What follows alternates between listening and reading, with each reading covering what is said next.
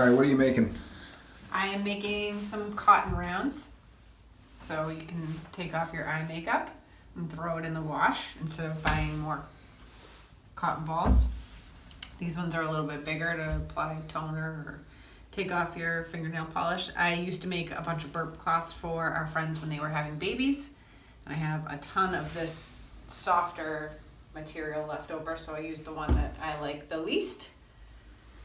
Just use a glass, make a circle around it, cut them out. I actually did this incorrectly. I didn't read the instructions very thoroughly. You're supposed to have it so that the fabric is facing out like this. So now I'm repinning them all, but just sew a circle.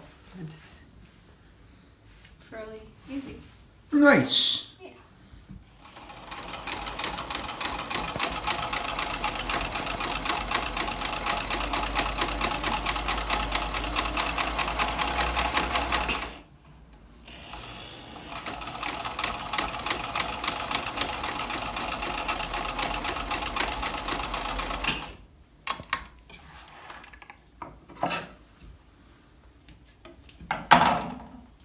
There you go. Sort of useful, reusable thing.